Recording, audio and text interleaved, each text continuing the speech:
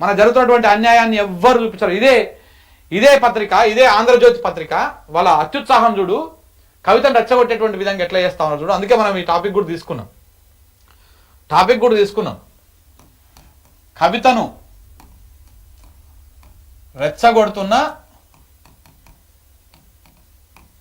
Andhra media ఎట్లా రెచ్చగొడుతుందో ఇక చూడండి. ఇగో ఎట్లా రెచ్చగొడుతుంది. నిన్న కూడా రాసిరు వీళ్ళు. నిన్నేమని రాసిరు తెలుసా? పార్టీలో ఒక రాదు ఇది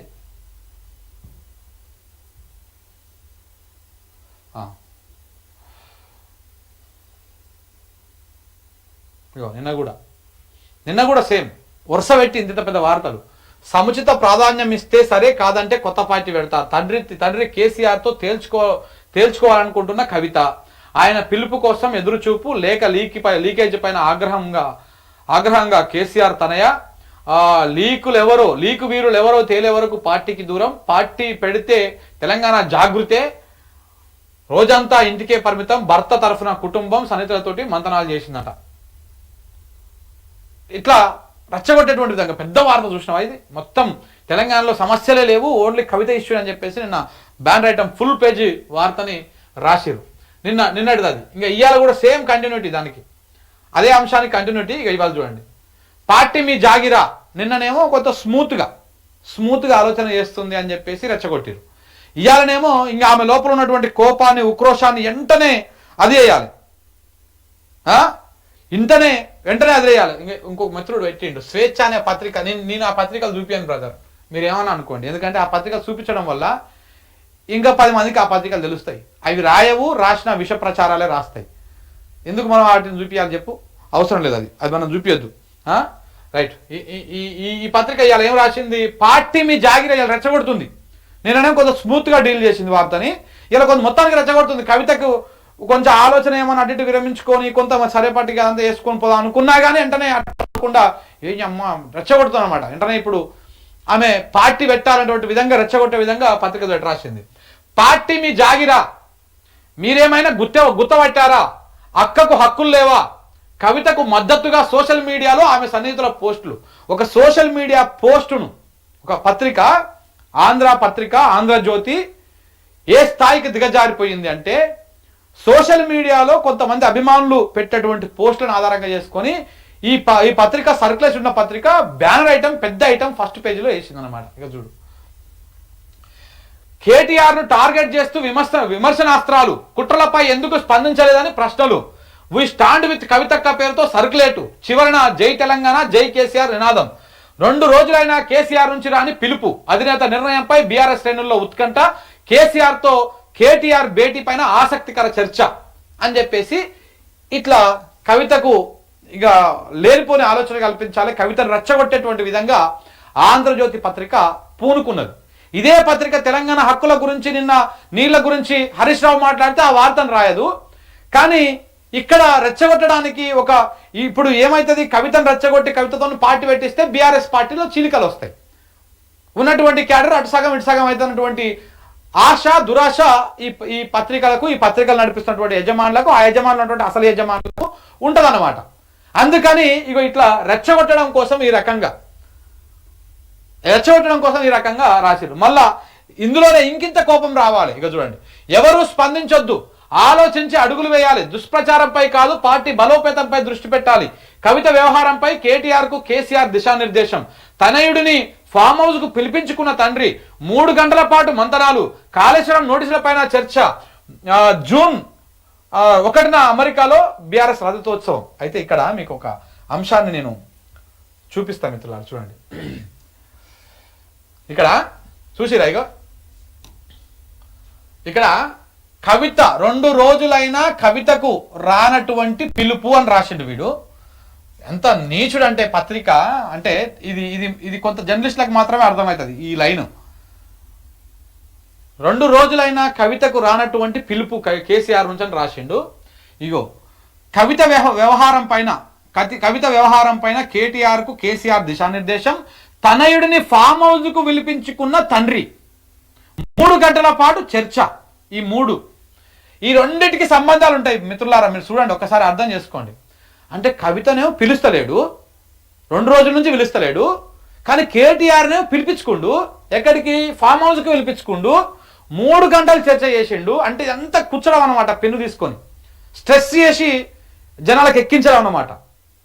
ఫామ్ హౌస్కి పిలిపించుకొని 2-3 గంటల పాటు మాట్లాడిండు, కానీ కవితను మాత్రం పిలుస్తలేడు. ఎంత దుర్మార్గం ఇది, ఎంత అన్యాయం ఇది. బిడ్డకొక న్యాయం, కొడుకుకొక న్యాయమా అని అనుకోవాలి ప్రజలు అనుకోవాలి.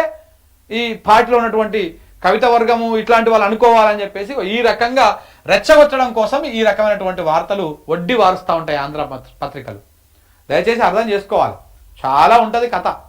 మీడియా, ఇప్పుడున్నటువంటి మీడియా ఒక అక్షరం రాస్తే ఆ అక్షరానికి వెనకాల ముందు చాలా అర్థాలు, పరమార్థాలు, లైను, ఎజెండా చాలా ఉంటుంది. నేను చెప్పిన కదా, మొన్ననే ఒక ఒక ఒక ఒక శాటిలైట్ ఛానల్, టాప్ వరుసలో ఉండేటువంటి ఛానల్ కాళేశ్వరం మీద డిస్కషన్ స్టార్ట్ చేసింది. అక్కడ అదే డిస్కషన్లో తెలంగాణ పట్ల ప్రేమ ఉన్న, నీళ్ల పట్ల ప్రేమ ఉన్నటువంటి వి ప్రకాష్ గారు కూర్చున్నారు. కానీ ఆ ఛానల్, ఆ డిబేట్ నడిపిస్తున్నటువంటి ఆ యాంకర్ గారు, ఆ జర్నలిస్ట్ గారు కాళేశ్వరం మీద డిస్కషన్ చేస్తున్న సందర్భంగా స్టార్టింగ్ ఒక 6 నిమిషాల నుంచి 7 నిమిషాల ఇంట్రో ఇచ్చిండు, అసలు ఏం జరిగింది అనే అంశం మీద. ఆ 6 నుంచి 7 నిమిషాల ఇంట్రో మొత్తం విషయంగా కూడా కాళేశ్వరం మీద. ఇక వాడు డిస్కషన్ ఎట్లా నడపాలి, ఆ డిస్కషన్ ప్రజలకు ఎట్లా పోవాలి అంటే ఒక నెగిటివ్ నరేషన్తో నువ్వు ఇంట్రోలోనే చెప్పేసినావు క్లియర్గా. కాళేశ్వరం అనేది పనికిరాదు, కాళేశ్వరం అనే దాని మీద ఎకరం పెరగలేదు, మరి నాది కూడా అక్కడనే, మాకైతే రాలేదు, ఇవన్నీ చెప్పుకుంటా. ఇంకా ఇప్పుడు చెప్పండి ప్రకాష్ గారు ఏమంటారు మీరు దీన్ని అంటారు. పాపం ఆయన చెప్తాడు, ఆయన కవర్ చేస్తాడు, కానీ ఈయన ఇంటెన్షన్ ఏంటిది, ఈ ఛానల్ నడిపిస్తానది, ఆ డిస్కషన్ నడిపిస్తానది కాళేశ్వరం మీద ఒక నెగిటివ్ రిలేషన్ క్రియేట్ చేయాలి. ఇది మనం గమనించాలి. మీడియాలో వచ్చే ప్రతి వార్త వాస్తవం కాదు ప్రజలారా, గుర్తుపెట్టుకోండి. పత్రికల్లో రాసే ప్రతి వార్త వాస్తవం కాదు.